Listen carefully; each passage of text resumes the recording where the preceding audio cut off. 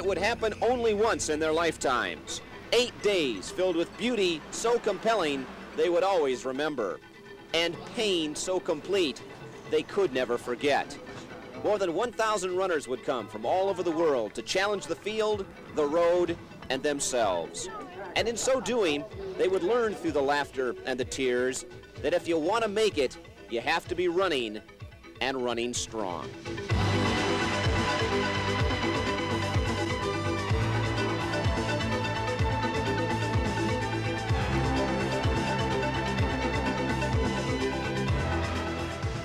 Hi, I'm John Yeager on the shores of the Pacific Ocean in southwestern Washington.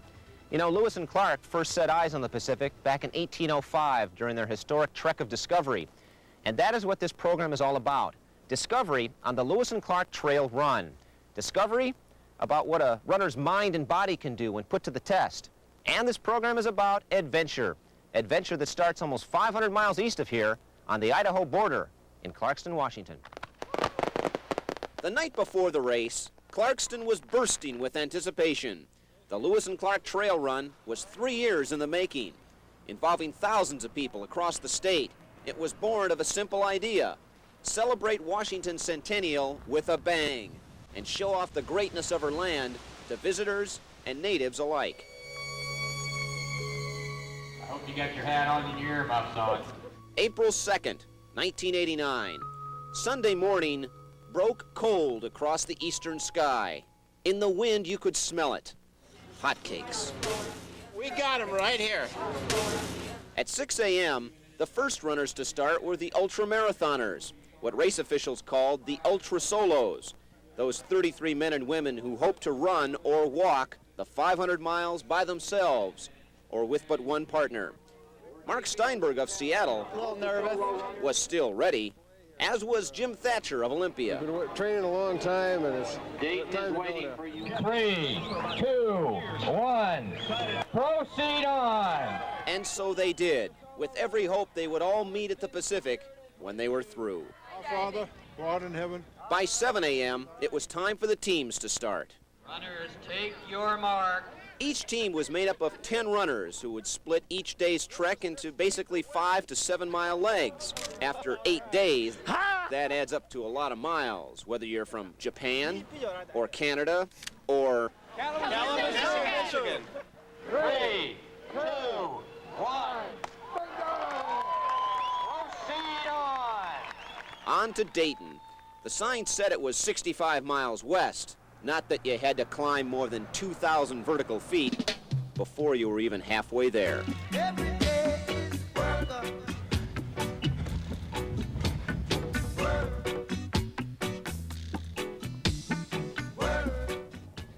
I like the location, but very hard for me. It never ended. I mean, it was uphill and uphill and uphill and uphill. And every bend you turn around, it was more uphill. And then there was the wind. Very tough. The wind's incredible. 40-mile-per-hour gusts had knocked this sign over in Pomeroy, but it couldn't knock down marathoner Bernard Rossetti of France. Rossetti was running away with the Ultra Solo race and looking strong as he hit the streets of Dayton. And the finish line, averaging 5.5 miles an hour for 66 miles.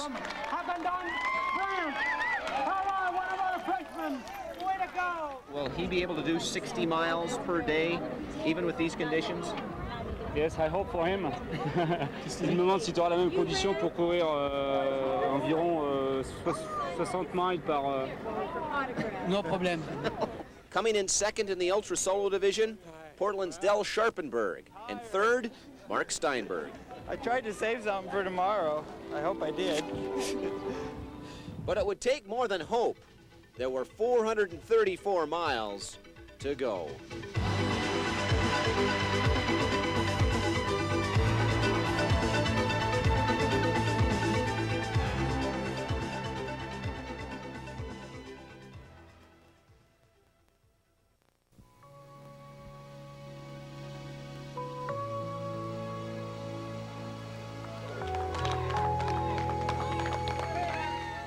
Pasco, Washington, Monday, April 3rd. 140 miles from the start, and Mark Steinberg is now in first place. I could run okay, but when I stopped, my knee really locked up. Oh, really? He has never run so far, so fast in all his life. 74.5 miles in 13 hours and 39 minutes. I can't hardly bend my legs. In second place, 15 minutes behind, is Del Sharpenberg. I'm 2 shirts and 2 coats and I'm still cold. But he is finally done for the day. I'm done. I don't want to walk another step. Back in third place is 52-year-old Ray Nickel of Petaluma, California, taking his steps quickly and looking good. What's it going to take to win this thing? Perseverance, I think. I have no idea what it'll take. It's just whoever's left at the end. It would not be Sunday's ultra solo leader, Bernard Rossetti. In Walla Walla, 30 miles back, his ankle was hurting from a pre-race injury and his feet were bleeding. Paramedics say he collapsed near tears and dropped out of the race.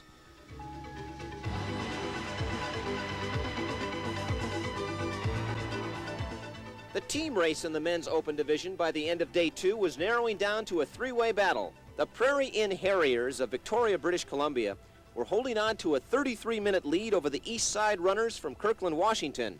Just 9 minutes behind them was the team from Yashiro, Japan. These were the leaders, but there were other stories to be told. Stories of those runners who refused to let a simple thing like age get in their way.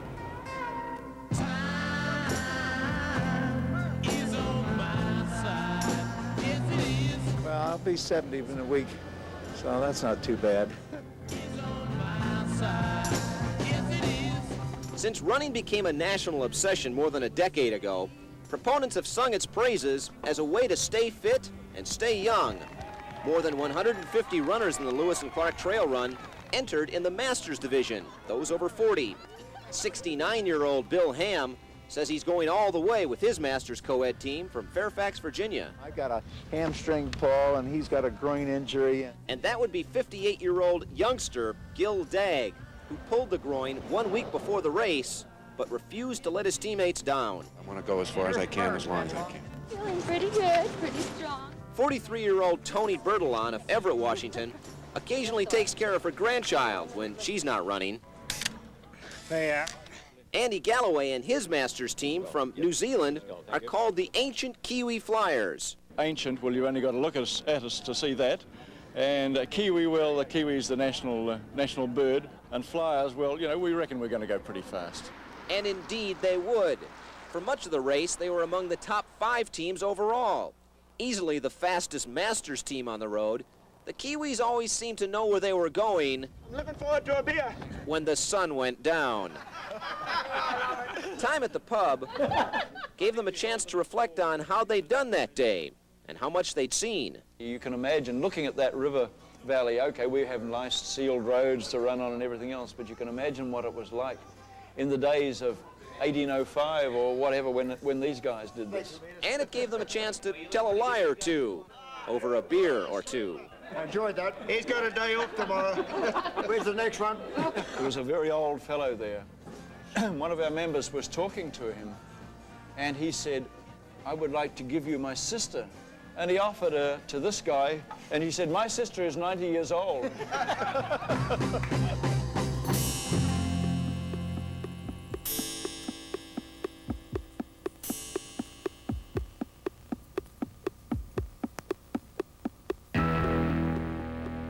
His name is Jesse Dale Riley, a 26-year-old ultramarathon race walker from Key West, Florida.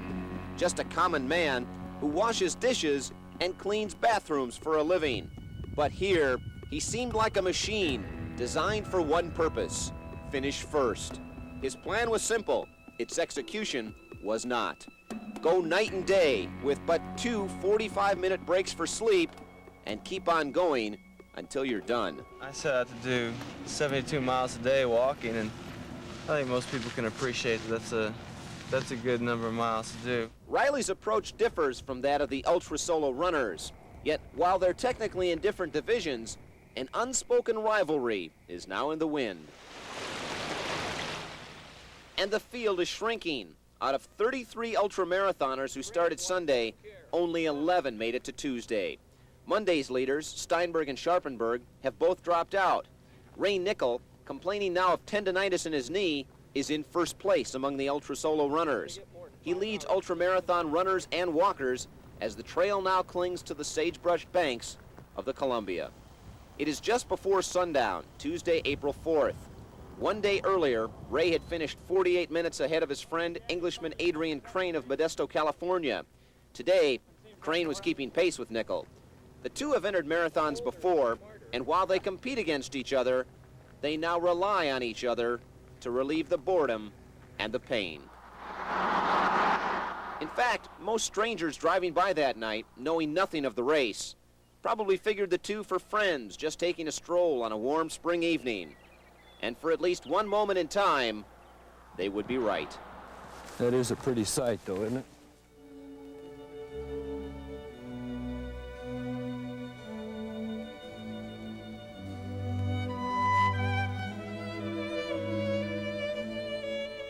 It is Wednesday, April 5th.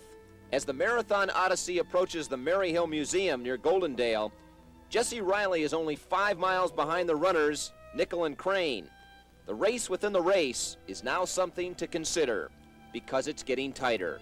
And now it's half over. Halfway to the ocean! You're halfway. How does it feel? Sore. You're in the lead now. How does that feel? That feels bad because I feel sorry for those guys that went out because right now I know how they felt, but those things happen. The only trouble is I'm the catbird now, right? With a very important phone call to make. I need to call my wife and wish her a happy anniversary. Back home in Northern California, Ray manages a chicken hatchery. But today, alone on the road, he is bored. Getting a visit with people kind of lifts you, and I get tired of talking to that damn Englishman. Who insists, despite appearances, that he is quite normal. And I'm a very much suburban 9-to-5 work-a-day man. I got a wife and 2 kids and a lawn to mow every weekend. And once in a while, I tear off my face and I come up here and do this kind of thing. Once, he and his brother ran through the Himalayas, 1,000 miles in 101 days, just to prove it could be done. I'm not renowned for my determination and strength of spirit, really. And this is kind of pleasant for me to be one of the few remaining, but I'm probably going to be, I am a quitter, really, so given half a chance, I'll be off. But I can't, while things are going this well, I can't justify quitting yet, but we'll see. Not bad for a 33-year-old systems analyst with a wife, 2 kids, and a lawn to mow. But then again, not normal either. It is 8 p.m. Wednesday. Jesse Riley has just awoken from another 45-minute nap. I tell you, my knees are swollen. That's the first time that's happened. He's getting ready to get back on the course, to put himself through more pain. It makes you that much stronger. I mean, there's no way I could have done, we're at 263 miles. There's no way I could have done this much, this fast, without having done it before. You feel like you can do anything, because your body is just so strong. Strong, like a machine, that only knows full speed, that is still designed to finish first.